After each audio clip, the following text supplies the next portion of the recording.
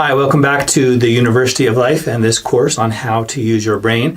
Of course, really what this course is about is something larger than that. It's the same thing that everything we do at uoflife.com is about, and that is giving you reminders and tips and little skills for how you can be your best self and live your best life, whatever that means to you. Fun, happy, rewarding, satisfying, meaningful, whatever. And as Marcus Aurelius pointed out almost 2,000 years ago, the quality of your life depends on the quality of your thoughts. Thus, this course on how to use your brain. And today we're touching on a topic which happens to be one of the most fun ways you can use your hardware up there in your cranium. It almost sounds athletic, in fact, and it's called jumping to conclusions. Now you may be thinking, whoa, Sean, wait a minute. I thought jumping to conclusions was bad. Well, I didn't say whether it was good or bad. I said it was fun. But as it turns out, it is both good and bad, depending on how you use it, which I will explain in a moment. But first, let's take a quick glance at what happens when some new information comes along and gives you the opportunity to jump to a conclusion. So for starters, in your mind, you've got all of your experience, your thoughts, your beliefs, convictions, feelings, biases, everything. This is called your context. And along floats the new idea. And the first thing that happens is they connect. You connect this new information to your schemata that you've already got laid out in your brain. And you make these connections. And you put it together. And maybe you say, aha, I think I know what this means because I see a little pattern going on. So that's what happens. New information comes along. And if you can do this really quickly, if a new idea, a new thought comes, some new information, and you assimilate it with what you've already got really quickly and draw some inferences and stuff, that means you're probably rather intelligent. That is one of the main one type of measurement of intelligence, that you can assimilate new information quickly. That's great. Of course, you don't want to stop right there, and I've got 3 examples to share with you to illustrate how you can use this good or for not so good. So if you want to be a master thinker, pay attention and make sure and practice. And after I give you the 3 examples, I'll give you your homework assignment and practice doing this well so that you can get the best outcomes, live your best life, be your best self, be less annoying to people around you while you're at it.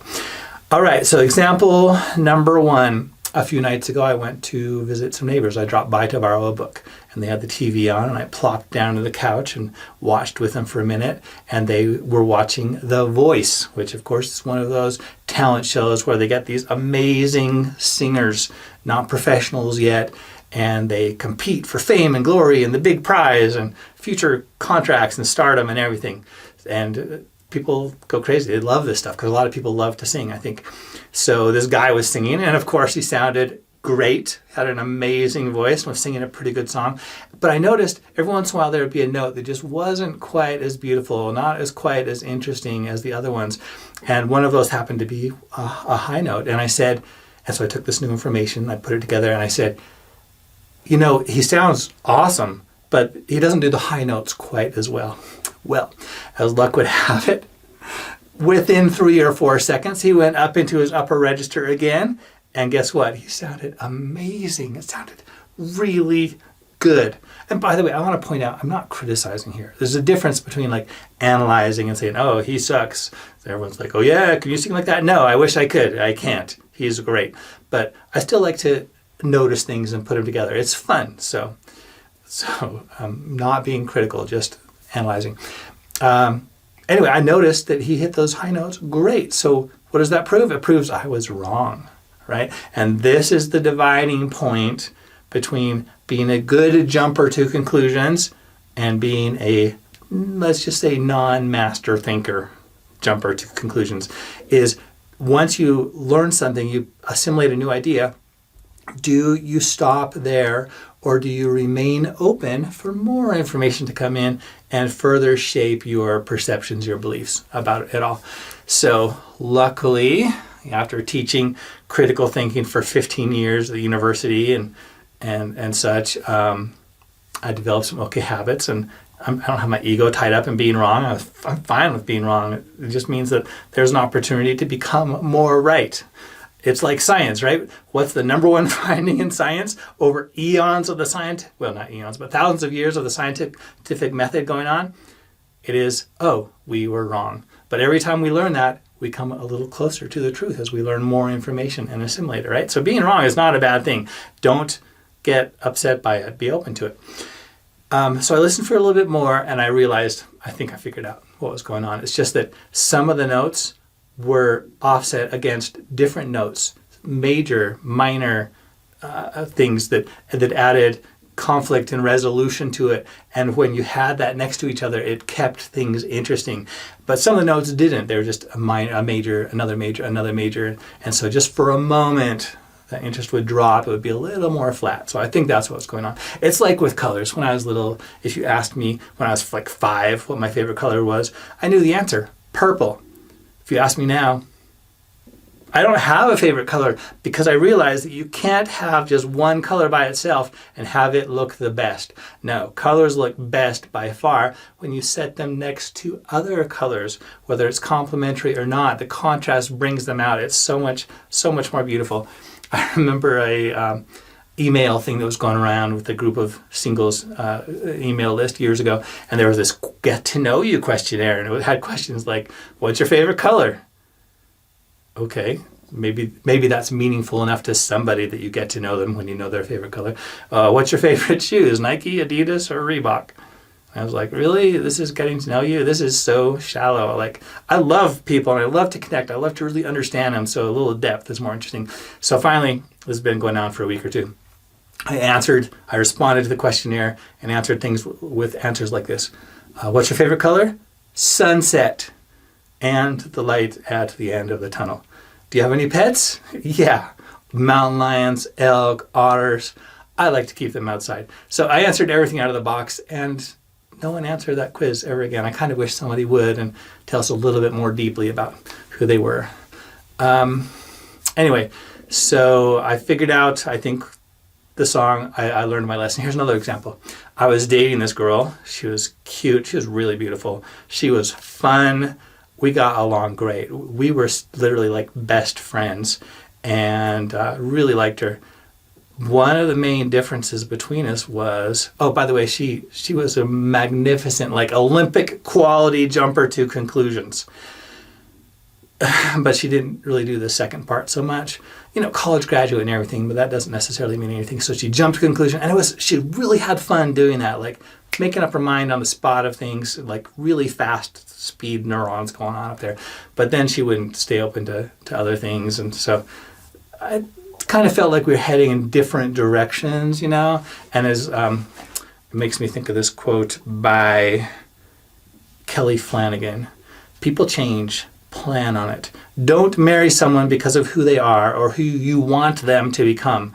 Marry them because of who they are determined to become, and then spend a lifetime joining them in their becoming as they join you in yours. Isn't that a great quote? I think a lot of people at some point in their life could have benefited from recognizing that. Like, which direction are you going? Where you want to end up? All right, example number 3. This is from earlier this week. Dear friend of mine, seriously, one of my favorite people, funny, loyal, cool.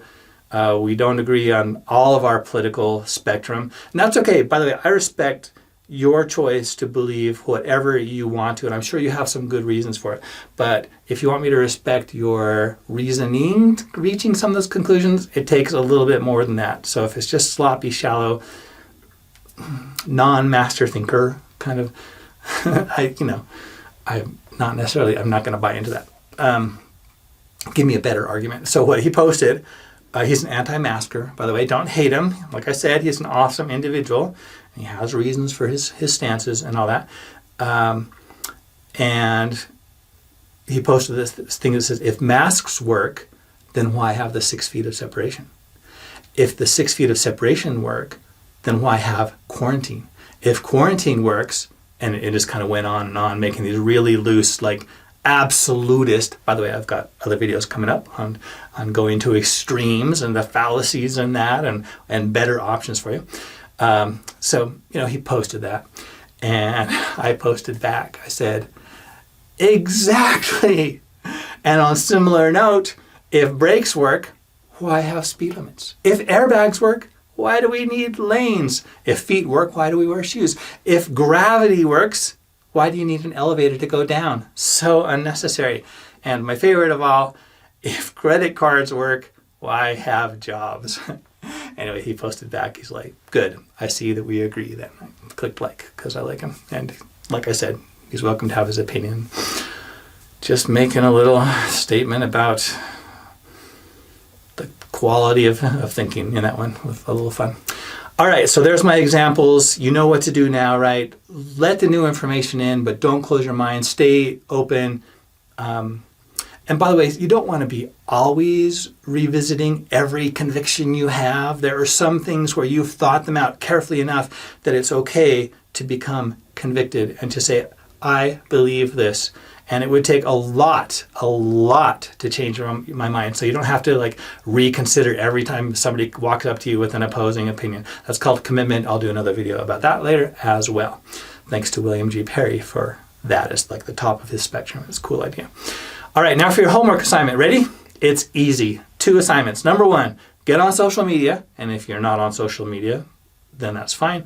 I don't know how you found this video, but that's cool. Go to YouTube, find a video you like, and read in the comments. And you're going to eventually run into something that you agree with. Oh, how nice, right? I want you to observe your brain, what it does as this new information that fits in with what you already believe, how that feels. You'll probably find that it feels comfortable. And it makes sense to you because it agrees with your preconceived notions. Number 2, I want you to find something you disagree with. And I want, if your tendency is to say, oh, you're so stupid, wrong, and bad, and evil, and all this, I want you to slow down because that is not master thinker behavior. And you're here because you want to be a better thinker, right? And get better outcomes and be your best self and live your best life and be hopefully way less annoying to people around you and hopefully more influential, inspiring, all those good things. So if you do that, slow down because here's the assignment part. I want you to find whatever kernels of truth in that you can. Find whatever common ground. You can say, well, I can see at least that you value freedom. I also value freedom, right? But I think, referring to the mask example, for example, but I think this other thing that I also value would outweigh a small inconvenience at this time, blah, blah, blah. So find some common ground. If you want to be persuasive, influential, you're going to have to do this. Because if one person spouts their ideology and someone has an opposing one, they argue with it, you're just going to keep arguing, probably drive a deeper wedge between and push you farther apart. But if you can find a little common ground, maybe I'll make a video later about that as well. I've got so many things to tell you. I just got to make the time. Then, let's have some mutual respect. Let's learn, and let's have a shot at helping people understand each other. It's the only way we're a pluralistic world, right? There's all kinds of people with different ideas. It's never going to match up, so let's deal with it the best we can. Finally, thank you for listening to this video. Thank you for sharing. Thank you for liking it and commenting it. This helps the algorithm and sends more people this way and hope they can benefit from them. If you've enjoyed it, probably somebody else would. So thank you for sharing it. I'm always grateful for that. Love to hear your thoughts, your examples. Tell me some examples of when you saw or yourself jumped to some conclusions and stayed open or didn't. Any funny stories, I'd love to have those as well. Leave those in the comments below. Find us at uoflife.com/think or Facebook at facebook.com/uoflife. And until next time, as always, be your best self, live your best life, live smart, live happy. Thanks for tuning in. See you next time.